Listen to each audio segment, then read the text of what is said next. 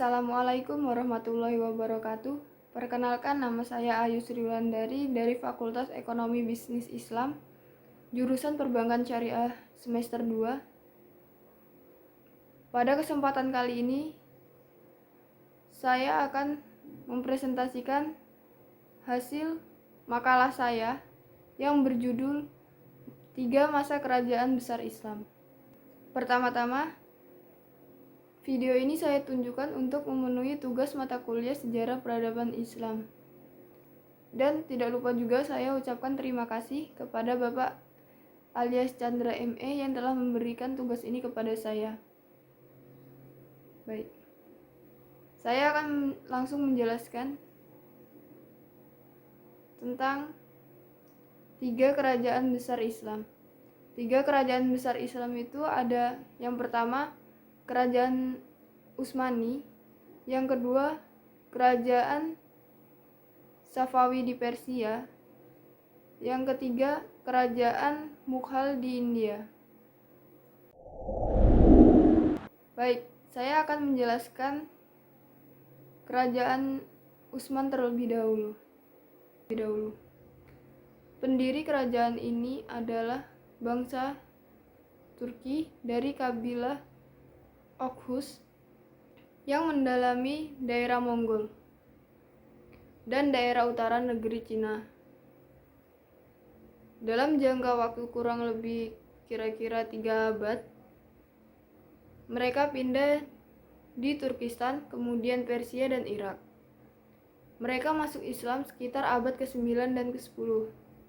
Ketika mereka menetap di Asia Tengah, di sana di bawah pimpinan Ertugrul, mereka mengabdikan diri kepada Sultan Alauddin II, Sultan Seljuk yang kebetulan sedang berperang melawan Bizantium. Ketika Murtad I pengganti Orkan berkuasa, atau pada tahun 761 Hijriah atau 1359 Masehi sampai 789 Hijriah atau 1389 Masehi. Selain itu, memantapkan keamanan dalam negeri. Ia melakukan daerah ke benua Eropa.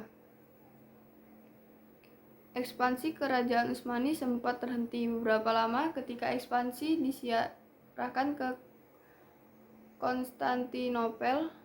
Tentara Mongol yang dipimpin oleh Timur Leng melakukan serangan ke Asia Kecil. Kekalahan Bayazid di Ankara itu membawa akibat buruk kepada kerajaan Turki Utsmani. Kemajuan dan berkembangan ekspansi kerajaan Utsmani yang demikian luas dan berlangsung dengan cepat itu diikuti oleh kemajuan dalam bidang-bidang kehidupan yang lain. Yang terpenting diantaranya sebagai berikut. Yang pertama yaitu bidang kemiliteran dan pemerintahan. Para pemimpin kerajaan Utsmani pada masa-masa pertama adalah orang-orang yang kuat, sehingga kerajaan dapat melakukan ekspansi dengan cepat dan luas. Meskipun demikian, kemajuan kerajaan Utsmani mencapai masa keemasannya bukan semata-mata karena keunggulan politik para pemimpinnya. Masih banyak faktor lain yang mendukung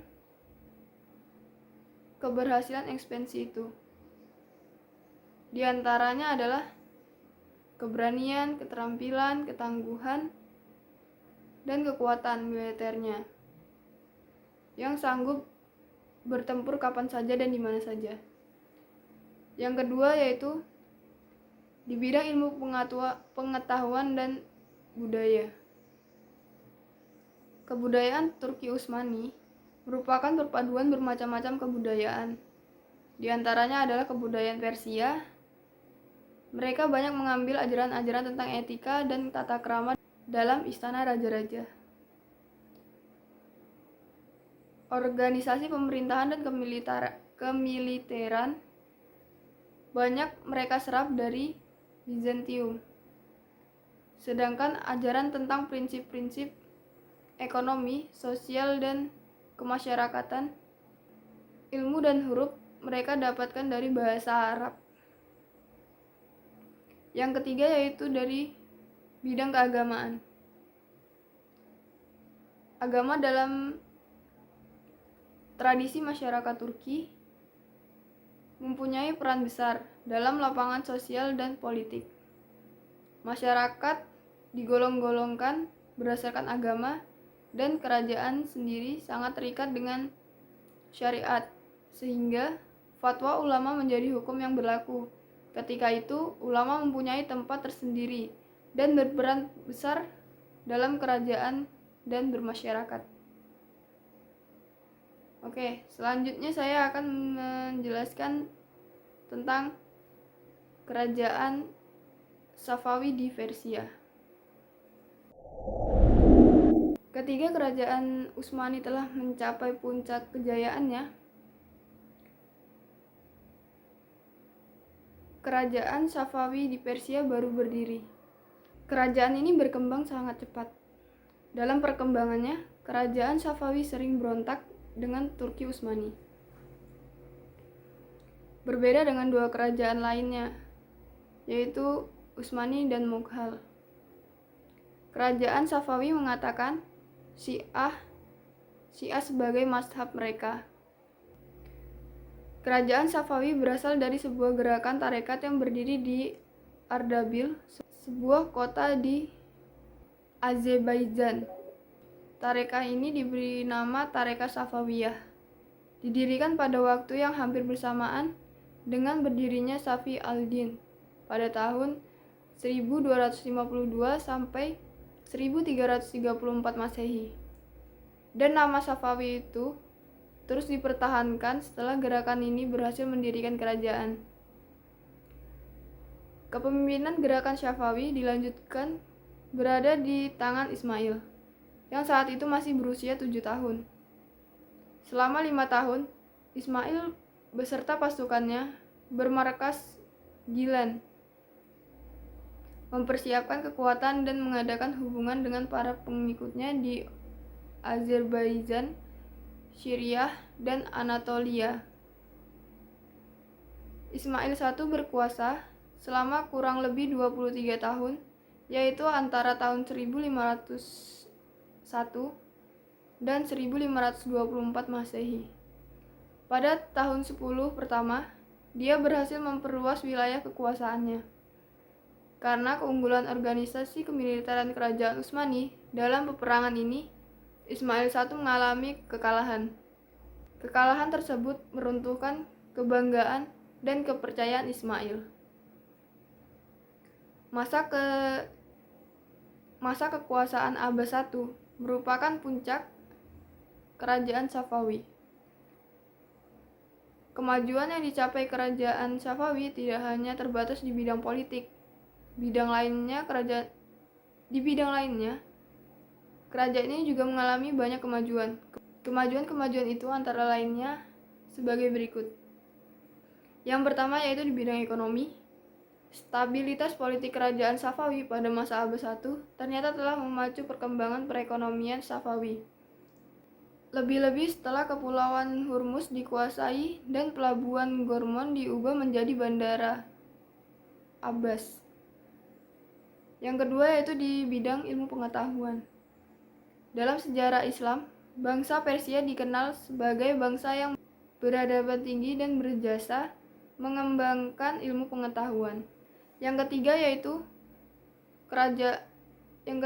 pengetahuan di bidang fiksi dan seni. Para penguasa kerajaan ini telah berhasil menciptakan Isfahan, ibu kota kerajaan, menjadi kota yang sangat indah. Baik, saya akan menjelaskan yang terakhir yaitu tentang kerajaan Mughal di India. Kerajaan Mughal berdiri pada seperempat abad sesudah berdirinya kerajaan Safawi. Jadi di antara tiga kerajaan tersebut, kerajaan inilah yang paling termuda. Kerajaan Mughal bukanlah kerajaan Islam pertama di anak benua India.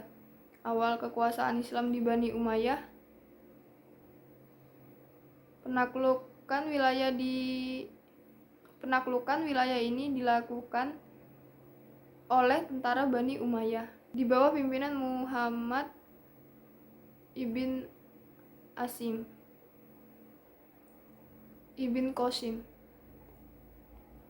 Kerajaan Mughal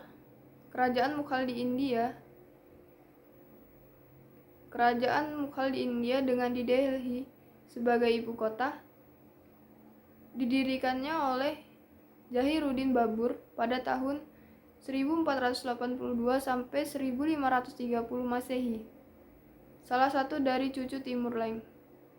Setelah itu kerajaan Mughal berdiri. Raja-raja Hindu di wilayah India menyusun angkatan perang yang besar untuk menyerang Babur. Namun, pasukan Hindu ini dapat dikalahkan Babur. Kemantapan stabilitas politik karena sistem pemerintahannya yang ditetapkan Akbar membawa kemajuan di dalam bidang-bidang lainnya. Dalam bidang ekonomi, kerajaan Mughal dapat mengembangkan program pertanian. Hasil pertanian itu diekspor ke Eropa, Afrika, Arabia, dan Asia Tenggara bersamaan dengan hasil kerajinan bersama. Dengan majunya bidang ekonomi, bidang seni dan budaya juga berkembang. Mungkin cukup sekian yang bisa saya presentasikan. Kurang lebihnya saya mohon maaf. Wassalamualaikum warahmatullahi wabarakatuh.